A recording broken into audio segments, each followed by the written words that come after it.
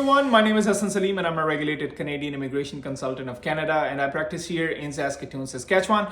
The name of my company is SHS Immigration Services, and you can reach out to me for a paid consultation by contacting me via my email address, or you can reach out to me via my social media accounts by sending a direct message or WhatsApp. All the information is given in the description of this video, and also you can find the information all over this channel. So this video is all about Saskatchewan Immigration Nominee Program and the 3 big mistakes which people make end up getting a rejection for their application, or at least come closer to getting and rejection. So if you are concerned about your application or you are in the process of collecting documents, watch this video till the very end so you are prepared when sending your application and getting a nomination from the province of Saskatchewan. Watch this video till the very end. Welcome back. Now let's talk about SINP. Now there are many things you need to consider when submitting an application in order to make sure you get the nomination which you have been looking for. I know for a lot of people, they have been waiting to get the ITAs, they have the profile for quite a long time, but are not receiving it. I've been getting a lot of messages on my YouTube videos or on my social media accounts is that I have these many points, let's say 65, 66, I have this NOC. Would I be selected in the next draw, and when is the next draw?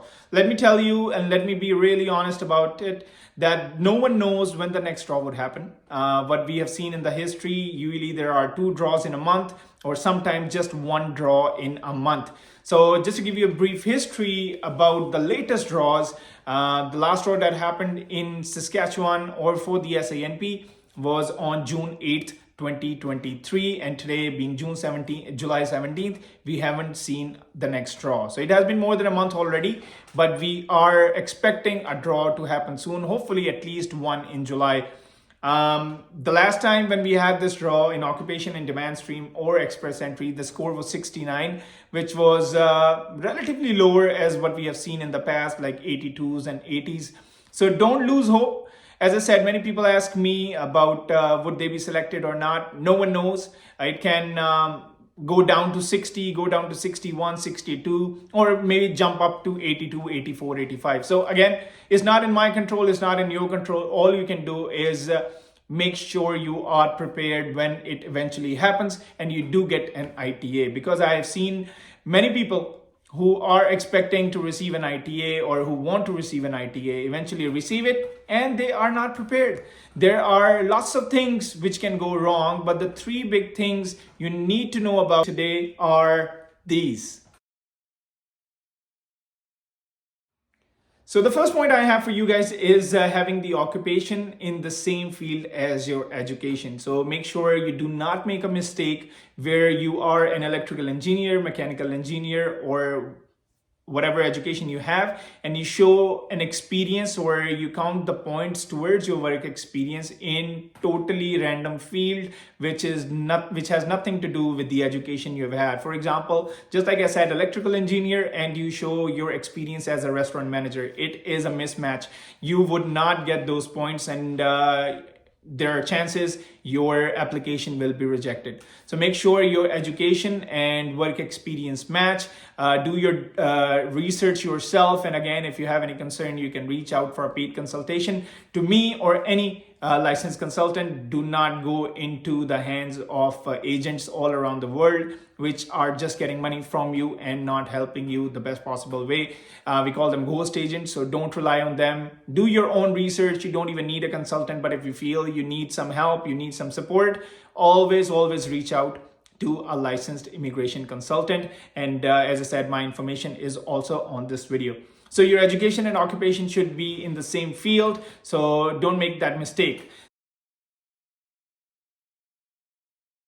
So second point, relative points. Now, if you have relatives in Saskatchewan, you all know you do get 20 points, which is a big help, which helps you to score big numbers in the draw and have higher chances of getting selected. So those 20 points are really critical if you have relatives in Saskatchewan. First of all, relatives can be your first cousins, your siblings, your uncle, aunt, all those relations can work out and you get 20 extra points. But one thing that not many people know is that your relative can only help or get you those 20 points for one relative at that time. Like if you have two people, if there are two people who have applied for SINP and think they have a cousin or an uncle in Saskatchewan and they would get points for that relationship, only one of those two people will get the points. One relative is only supported by the person in Saskatchewan. They can support another relative only if the person they use the points for, let's say the 20 points were used by person A who is already here in Canada, spent 6 months and is doing all right, and then would be the time that relative can apply for or can give those 20 points to the person B who applied initially. So make sure there is no crossover, there is no cousin or anyone else applying at the same time and claiming the points for the same relative who is living in Saskatchewan, and that relative needs to be living in Saskatchewan for at least 1 year. Because when you submit that application, you need to show at least 12 months of bills, that can be power or like electricity or anything else, to show that the person has been living in Saskatchewan for more than a year. It cannot also be accepted if you have a relative in Canada who lived in Saskatchewan, let's say 3 years ago, and now you want to claim those points. It would not work out. The person needs to be living in Saskatchewan when you submit your application. So those 20 points are really important, but make sure it's not overlapping with someone else who has already applied or who is in the process of applying and is thinking to claim the 20 points which you are also thinking of claiming. So don't make that mistake. Tip number 3, the most biggest one, and the most rejections happen for this reason because people do not do their diligence when submitting proof of funds. Now, this is the word you might have heard a lot. Saskatchewan is extremely strict when it comes to proof of funds. I've seen many people doing gift deeds for the federal level proof of funds, which might be accepted or in fact does get accepted most of the time, but Saskatchewan does not accept that. There are only a few things, like you can have stocks, bonds, saving account or checking account, all that kind of accounts. They have a proper list on Saskatchewan website, which you can check as well. Only those proof of funds are accepted by Saskatchewan, but the catch is the proof of funds need to be 3 months old.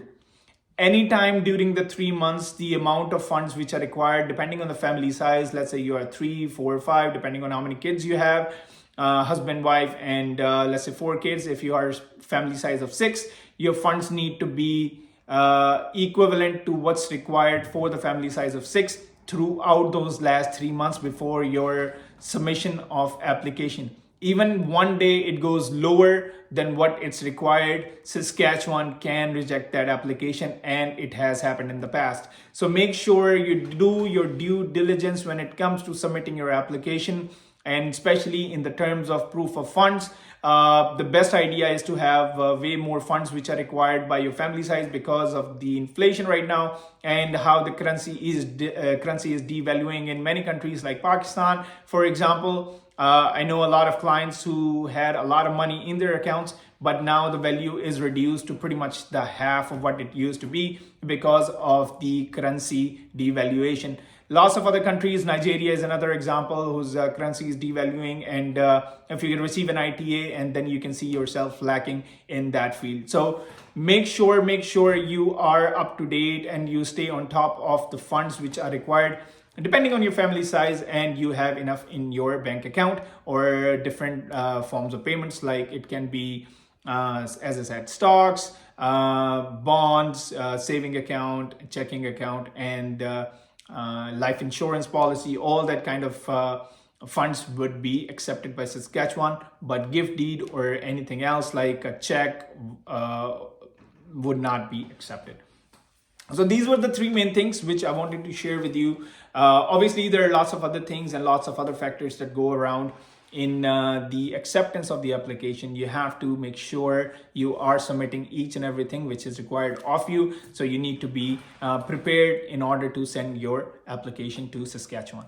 If you have any concern, if you have any questions, if you are not sure if you can do it yourself, you don't want to miss out on the chance of receiving a nomination after getting an ITA, reach out to me, reach out to any licensed consultation for a paid consultation. So you are supported by someone in the most important decision of your life, that is submitting an application in order to receive maybe permanent residence of Canada. Now, Canada is an amazing country, and hopefully you are able to come here one day and enjoy all the benefits a PR gets and have a great life ahead and in the future. Again, if you have any questions, reach out to me. My name is Hassan Salim. I'm a licensed immigration consultant. I'll be more than happy to reach out to consult with you and have a chat with you. My information is right in the description of this video, and do not forget to like and subscribe to my channel. Have a good one.